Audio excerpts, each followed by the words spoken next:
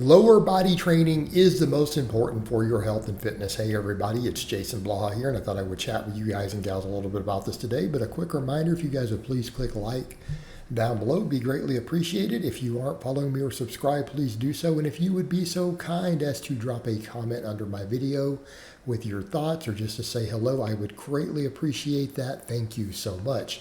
All right, let's get over into this topic. For some reason, you get a lot of guys who don't want to train their legs. Women, this is rarely a problem. A lot of times it's convincing them to train their upper body. But for men, a lot of times they don't want to do it. And it's because they're like, well, I walk, that's enough for my legs. No, BS, it's not. Absolutely not. Not. They're like, well, also you can't see it in the mirror, my legs. Yeah, you can. And everybody notices when you don't train legs, bro. Just stop. But let's come over, let's talk about the fitness and the health end. Some of this should be just glaringly obvious. All right, I obviously think you should train everything. I think you should train everything from your biceps to your hamstrings, okay? Me personally, I'm a strength coach. This is what I do. However, when it comes to the most health benefits per set to set or hour spent in the gym, your lower body training is going to contribute significantly more to your health and fitness than your upper body training will. And this is just a simple reality. And it's for a number of reasons because, again, muscle mass is protective. Okay, muscle mass itself improves glucose control. Muscle mass improves insulin sensitivity. Muscle mass is cardioprotective. Muscle mass is protective against cancer. The latter is a big deal. So every pound of muscle that you can add to your body, the more defense your body has against cancer. Like it actually scales. It actually scales. And this is not opinion. This is not conjecture. This is what pretty good research and data is showing at this point. And this is before we get into sarcopenia and all this stuff for longevity, bone density. All right, so the thing to think about it, so people are like, well, why does the legs matter? Because there's way more muscle in your legs than your upper body. And it's not even close. Like a lot of people are like, no, look at the size of your torso. That's bone and organs. That's not muscle. Okay?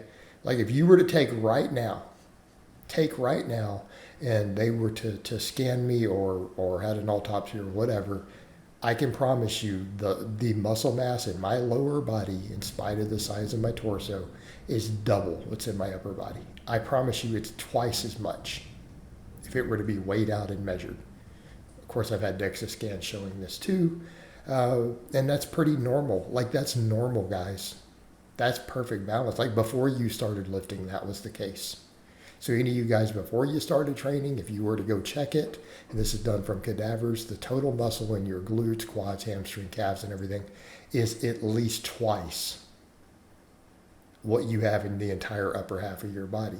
And so once you start working out, that continues to scale also. So if we're looking at the health benefits of saying, hey, muscle is protective in all these areas, see where we're going with this?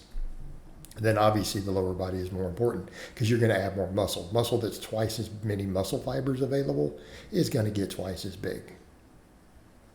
Okay? Makes sense?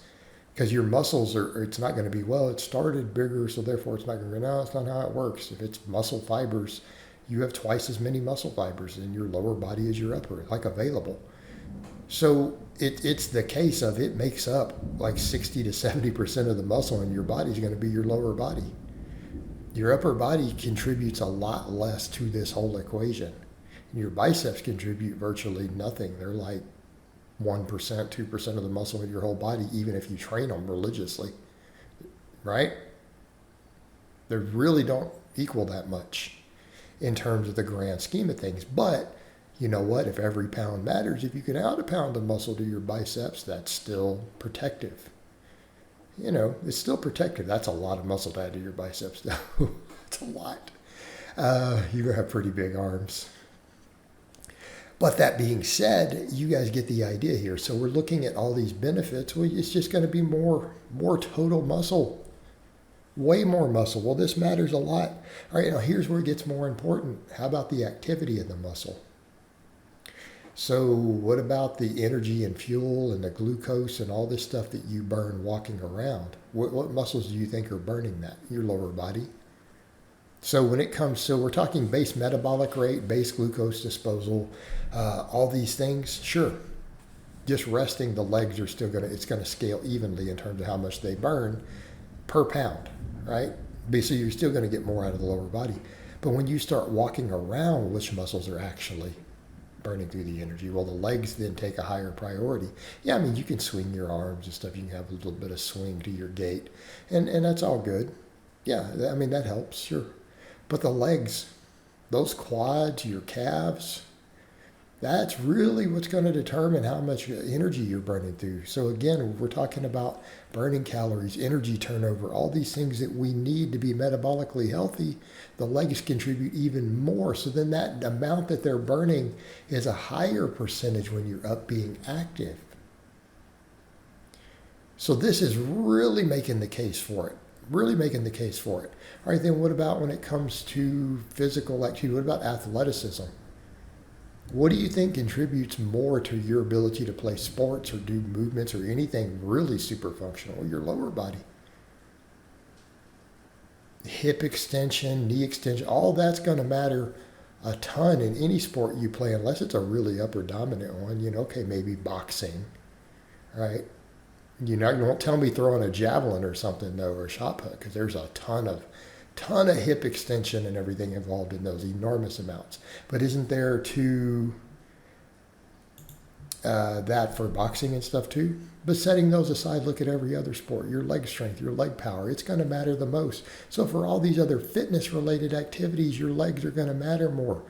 So I'm not telling you to skip the upper body. I don't think we should. I think we should train everything evenly, personally. But don't skip your legs, because it's going to contribute the most to these things. And then what about stuff like osteoporosis, bone density? Yeah, the big structural exercises that really load the body, that load your hips, right? That loads your back, that loads your femurs. This is the stuff that's going to give you the bone density that's going to keep you alive. Because the thing that you have to remember, people talk about hip fractures. You need to understand, this is well understood in the research. The bone density matters for longevity because hip fractures are deadly. People understand that. They're like, oh, you fall down and break a hip. It's an injury. No. After age 60, if you fracture a hip, over 90% of people are dead within 3 years of that hip fracture. It's deadly. Okay, that is the statistic. If you were over the age of 60 and you get a hip fracture, there's a 90 to 95% chance you will be dead in 3 years or less. This is the statistic. It matters. All right, guys, that's really all I have to say on that today. I hope it's been informative. I'll talk to you guys and gals next time.